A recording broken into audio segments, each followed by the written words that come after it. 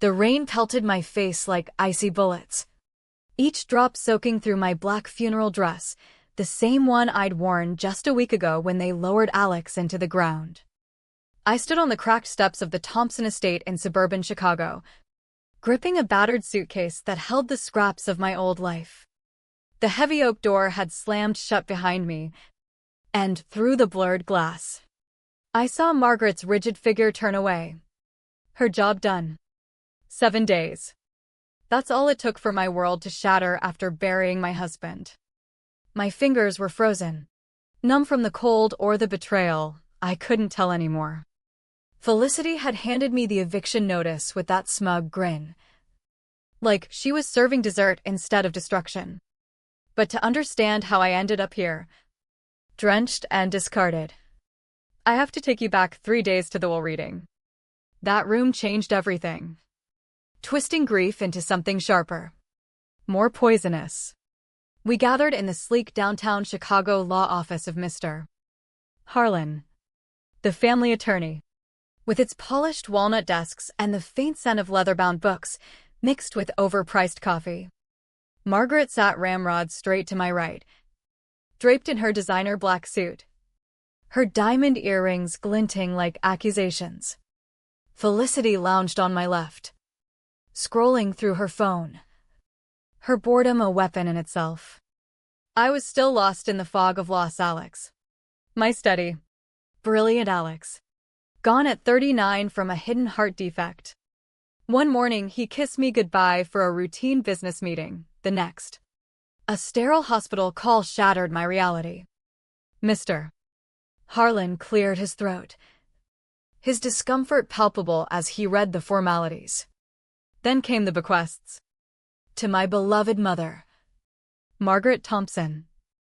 I leave the family estate at 742 Evergreen Lane, including all contents, vehicles, and surrounding property.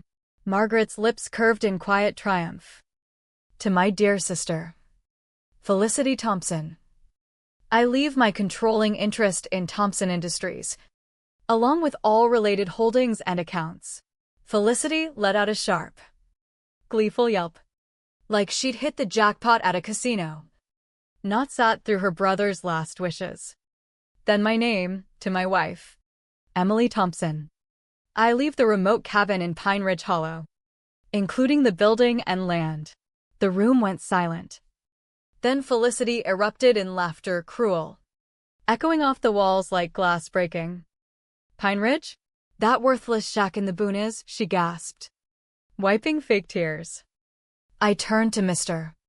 Harlan, confusion knotting my gut. What cabin? Alex never mentioned. Margaret cut in, her voice cold as steel. It's a rundown hut your great-grandfather won in a poker game ages ago. No one's touched it in decades. She fixed me with that pitying stare. But congratulations, dear. It's all yours. My throat closed up. But the estate. We live there together. Where am I supposed to? The estate is mine now, Margaret snapped. As it should be. It's Thompson blood. And you're, well, you're not.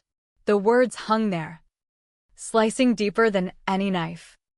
This isn't right, I whispered. Alex and I built a life. Felicity whipped out her phone, recording me with a smirk. Oh, honey, did you really think you'd get the keys to the kingdom?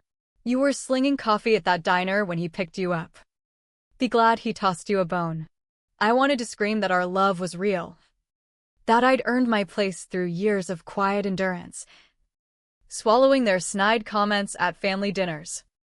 But the tears came instead, silent and hot, while Felicity's camera captured every humiliating second, and Margaret watched like I was a stain on her perfect rug. You were always just a gold digger in borrowed heels, Margaret murmured. Alex was too kind-hearted for his own good. Mr. Harlan shifted uneasily. Mrs. Thompson. If you'd like to challenge, she won't, Margaret interjected, her eyes boring into mine. Will you, Emily? I shook my head, defeated. What was the fight worth? These were Alex's words. His final betrayal echoing from the grave. It hurt worse than the funeral, knowing he'd valued me so little. 4 days later, Felicity banged on my bedroom door with an envelope.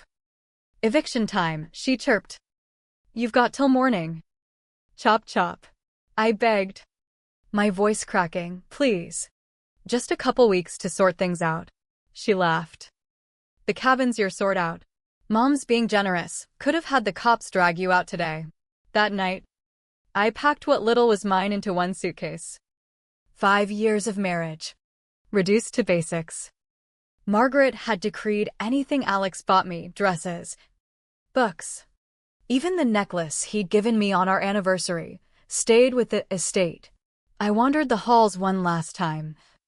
Fingers trailing walls where we'd shared whispers. The kitchen where he'd burned pancakes trying to surprise me. The bedroom where dreams of kids and forever had died unspoken. Morning came gray and relentless.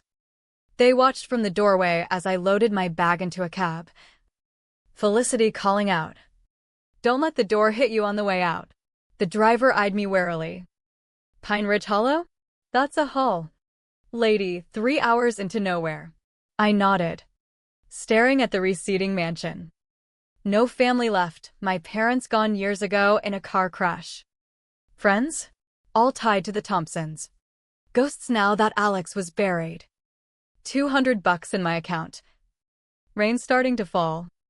The drive blurred into isolation, city lights fading to strip malls. Then endless fields. Finally a rutted dirt road choked with weeds. The cab stopped at a sagging wooden structure. Boards over windows. Roof dipping like a defeated sigh. "This it? You sure?" the driver asked, pity in his voice. I paid with most of my cash and stepped into the mud, watching taillights vanish. This was my inheritance, a forgotten relic. Paint flaking like old skin. A loose shutter slapping in the wind. Alex's final judgment on my worth. I pushed the unlocked door open. Darkness rushing out like a breath held too long. Exhaustion hit. And I collapsed just inside. Sobs racking me until sleep claimed the ruins. I woke aching on the floor. Dust coating my tongue. Morning light slanting through cracks. The room revealed itself, sheet-draped furniture like shrouded memories, a couch. Chairs. All buried in grime. Thirst clawed at me. In the kitchen. Rusted sink. Empty cabinets. Rodent droppings. The faucet spat brown water. Then cleared to metallic relief. I drank greedily, ignoring the taste. Exploring further, a stove from another era. Fridge gaping empty. Up creaking stairs. A bare hallway. 2 doors. First room, iron bed frame. No mattress. Walls weeping stains. The second, different. Almost. Intentional. Dusty but preserved, a single bed with stained mattress. Wardrobe. Chair by the window. And there, on the sill, a thriving lavender plant in a simple pot. Leaves vibrant. Soil damp. Lavender, Alex's choice for our first date. Not roses. Lavender lasts, he'd said with that soft smile. Like what I feel for you, enduring. Even through storms. I dried those blooms. Kept them hidden from Margaret's prying. But here it was. Alive in this tomb. Someone had tended it recently. Heart racing.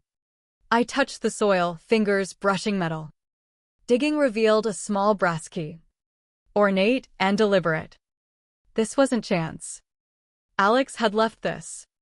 Frantic now. I searched. Wardrobe locked but key too small. Drawers empty, under bed. Nothing. Downstairs. No matches. Back in the room. Frustration boiling. Think. Emily. Alex was clever. Layers within layers. His family would have dismissed this dump, why he'd chosen it. Eyes landed on the faded painting above the bed, bland forest scene. Cheap frame. Why the only decor? I lifted it down light. Empty. Behind, a small wall safe.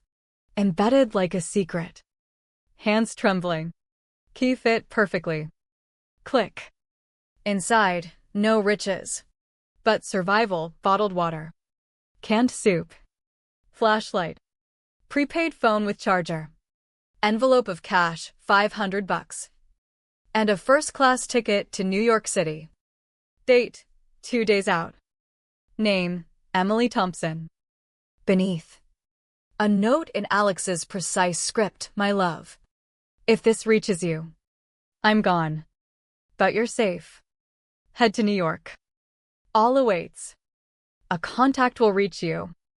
Trust only them. Forever. I crumpled to the floor. Sobs mixing relief and rage. He'd planned this, knew his family's venom. Left breadcrumbs. But why the secrecy? The phone buzzed, text from a New York number. Mrs. Thompson. This is Mr. Whitaker. Your husband's counsel. Car arrives tomorrow 3 p.m. Bring nothing. Essentials provided. Staring at the screen. Questions swirled. What game had Alex played? Sleepless night. Note memorized. Rain drumming secrets. Replies to the number went unanswered. Dawn brought resolve. What choice? Starve here or chase his ghost? I trekked to a distant gas station for basics. Clerk eyeing me oddly. That old cabin? Haunted. They say. You inheriting ghosts? Back. I prepped. Charging the phone on flickering power. At 3 p.m. sharp. A black sedan arrived. Driver crisp and silent. Mrs. Thompson. He took my suitcase.